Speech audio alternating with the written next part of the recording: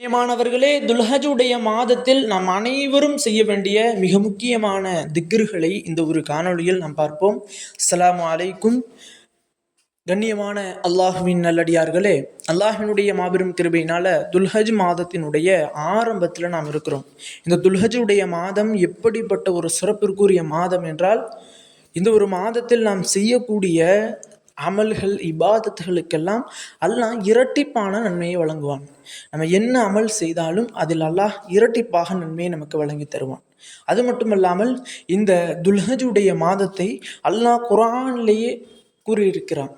வல் ஃபஜ்ர், அதிகாலையின் மீது சத்தியமாக, வலயாலின் அஷர், 10 நாட்களின் மீது சத்தியமாக. எந்த 10 நாட்கள் அப்படின்னு சொல்லும்போது, இந்த துல்ஹஜ் மாதத்தினுடைய 10 நாட்களின் மீது சத்தியமாக அப்படின்னு அல்லாஹ் இந்த துல்ஹஜுடைய 10 நாட்களின் சத்தியமிட்டு சொல்கிறான். அப்படின்னா இது எவ்வளோ ஒரு சிறப்பிற்குரிய ஒரு மாதம், இந்த எவ்வளோ ஒரு சிறப்பிற்குரிய 10 என்பதை நீங்கள் அறியுங்கள்.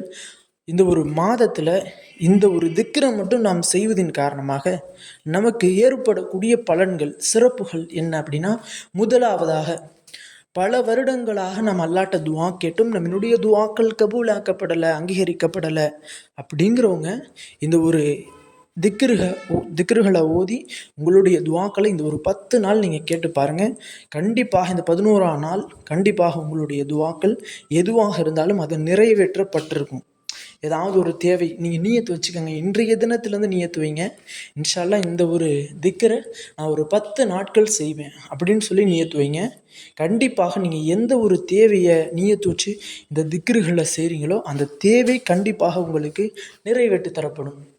இரண்டாவதாக, இந்த ஒரு திக்ரை ஓதுவதனால நமக்கு கிடைக்கக்கூடிய பலன், நம்ம எவ்வளோ ஒரு ஏழ்மையான நிலையில் இருந்தாலும், எவ்வளோ ஒரு ஏழ்மையில் இருந்தாலும் அல்லாஹ் நம்மை கோடீஸ்வரர்களாக மாற்றிடுவான். இந்த ஒரே ஒரு 10 நாட்டில் இந்த ஒரு திக்ரை ஓதுவதின் காரணமாக. நம்ம கடன் பிரச்சனையில் இருக்கிறோம், அல்லது வறுமை பிரச்சனையில் இருக்கிறோம், அல்லது உணவு தட்டுப்பாடு, ரிஸ்க்கு தட்டுப்பாடில் இருக்கிறோம் அப்படின்னா, இந்த ஒரு திக்ரை இந்த ஒரு 10 நாள் நியத்து வச்சு நம்ம ஓதி வந்தோம்னா அல்லாஹ் நம்மை எந்த ஒரு நிலையில் இருந்தாலும் அதை அப்படியே மாற்றி நம்மை கோடீஸ்வரர்களாகவும் செல்வந்தர்களாகவும் அல்லாஹ் மாற்றிடுவான்.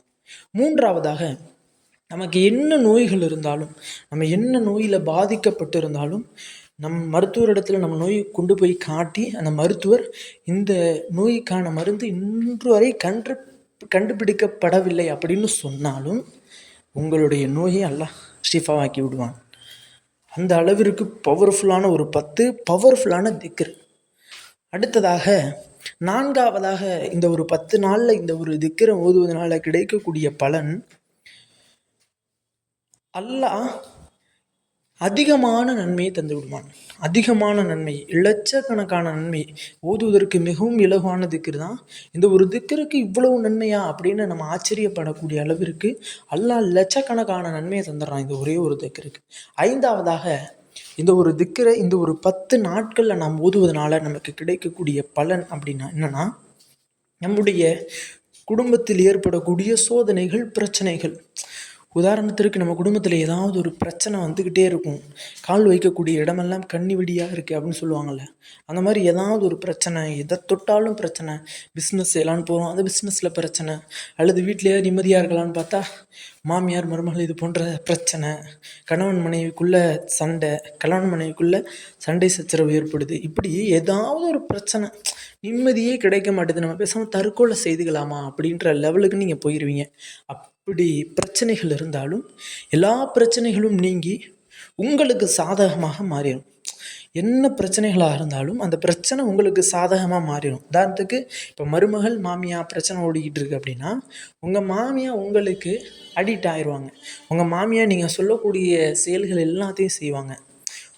உங்களின் மீது அன்பு காட்டக்கூடியவர்களாக மாறிடுவாங்க. உங்களுக்கு வரக்கூடிய நெகட்டிவான விஷயம்லாம் பாசிட்டிவாக மாறிடும். இப்படி என்ன பிரச்சனைகள் இருந்தாலும் அந்த சோதனைகளே அல்லாஹ் நீக்கி தருவான். இப்படி ஒரு அற்புதமான திக்ர். இன்னும் நிறைய சிறப்புகள் இருக்குது இந்த ஒரு திக்ருக்கு. இன்னும் நபி ஸல்லல்லாஹு அலைஹி வஸல்லம் அவர்கள் துல்ஹஜ்ஜுடைய 10 நாட்களில் நீங்கள் அனைவரும் ஓத வேண்டும் அப்படின்னு சொல்லி சஹாபாக்களுக்கு எச்சரித்து ரசூலுல்லாஹும் அதிகமாக ஓதிய ஒரு திக்ரு தான்.